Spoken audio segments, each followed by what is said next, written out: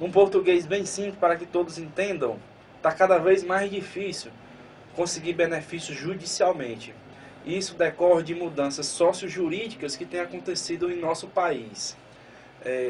Nós vivemos numa sociedade da informação, na era da tecnologia, onde todos têm acesso a tudo. Então não se justifica mais que a mulher não tenha documentos em seu próprio nome. Antigamente, os juízes eram mais complacentes e aposentavam mulheres, por exemplo, só com a certidão de casamento do marido constando trabalhador rural. Só isso já era um indício suficiente. Essa decisão veio a dizer que esse indício não mais é suficiente, principalmente quando o homem tem uma carteira assinada em algum período da vida.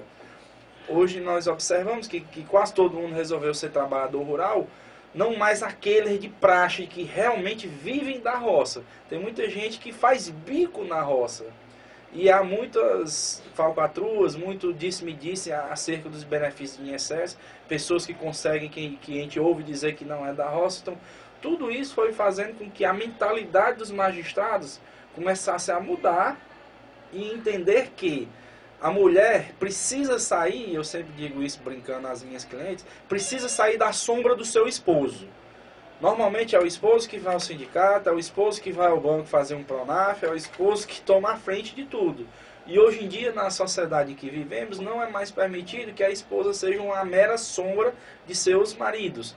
Portanto, mulheres que nos escutam, principalmente as trabalhadoras rurais, tenham em mente, vocês devem ter os seus próprios documentos para, quando precisarem recorrer ao INSS, obter os seus benefícios com um pouco menos de dificuldade, pois facilidade nunca teremos. Cândido, atualmente quais são os requisitos necessários para a aposentadoria por idade de um trabalhador rural? Qual a documentação exigida? Para os homens 60 anos e para a mulher 55 anos. A lei diz que nos últimos 12 anos, antes do pedido, a pessoa tem que provar ser da roça. Provar como? O INSS lista uma relação de documentos.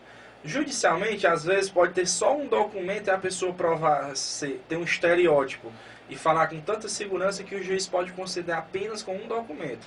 Mas administrativamente no INSS, eles pedem ficha de Pronaf, seguro safra, comprovantes de sindicato, associação, certidões eleitorais de quando a pessoa se cadastra e diz a profissão, documentos de matrícula dos filhos no colégio, porque todos os filhos matriculados, há a qualificação dos pais constando a profissão de trabalhadores e quaisquer outros documentos que porventura liguem o nome da pessoa à atividade rurícola dela.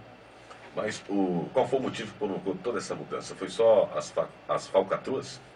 Eu diria que a mudança é sociocultural. Como foi dito no início, os tempos mudaram.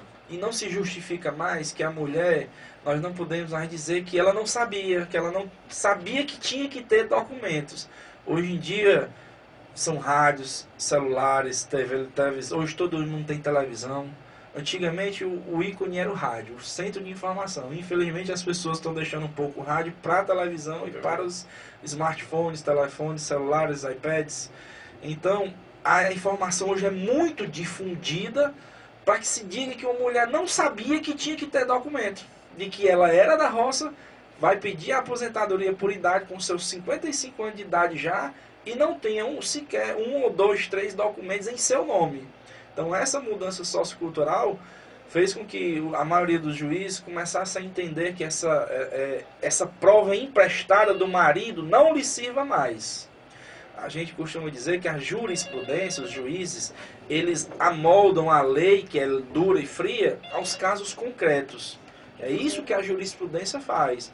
A lei é assim, aí o juiz diz, não, ela é assim, mas pode ser assado por isso, outro. Ele cria uma adaptação. E antigamente se dizia isso. A prova do marido servia para a esposa.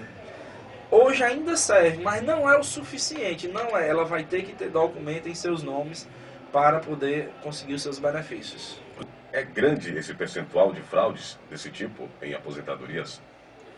Nós não temos dados oficiais. O que se observa são operações da Polícia Federal em alguns estados do Brasil, desbaratando essas quadrilhas que fraudam os benefícios do INSS. Aqui na nossa macro-região, a gente escuta muito os próprios trabalhadores lamentando seus indeferimentos, zangados, dizendo: olha, eu conheço fulano que sequer vai na roça, eu conheço cicrano que vai lá na roça uma vez por ano, e ainda assim consegue facilmente os benefícios. Aqui em Pix, oficialmente não temos nada, mas extraoficialmente há muito disse-me-disse sobre eventuais erros nas concessões do benefício, concedendo para gente que não é da roça. Outra novidade no setor de previdência é a orientação interna conjunta de INSS, PFE e DIRBEM, número 76. O que você pode nos contar sobre esse assunto? Eu brinco e costumo dizer que essa é uma pessimidade. Antes de responder essa pergunta, doutor, vamos conversar com o ouvinte ao vivo. Ele quer tirar dúvidas com relação a esse assunto. Vamos lá? Alô, você do telefone. Bom dia, com quem a gente fala? Luzia. Qual a dúvida da senhora, dona Luzia?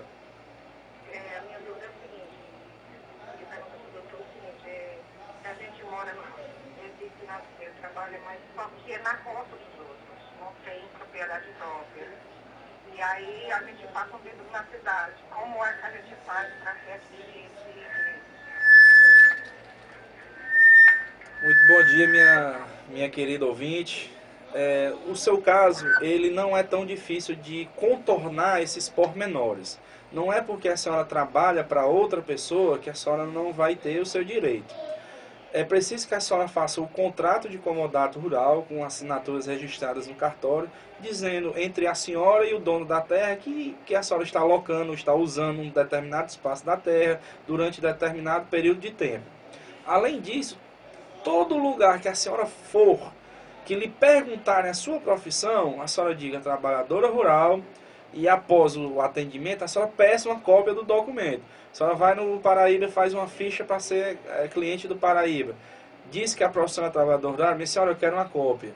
A senhora vai se alistar ou mudar o endereço eleitoral da senhora. Diga: olha, a minha profissão é trabalhadora rural, eu quero que conste aí. Matrícula de filho no colégio. Qual é a sua profissão? Trabalhador rural. Diretor, eu quero uma cópia do documento. O mais importante é ter esses documentos em mão, guardar. O brasileiro, ele não gosta de nada a longo prazo. Eu costumo dizer que se o benefício, a vantagem que tiver, não estiver um palmo à frente do nariz, ele deixa de mão. Ah, não vou guardar papel, é muito longe, daqui a 10 anos eu me preocupo. E infelizmente essa falta de preciosismo, de cuidado do brasileiro implica em problemas futuros, porque hoje em dia, para trabalhador rural, é sempre bom que você tenha muitos, mas muitos papéis.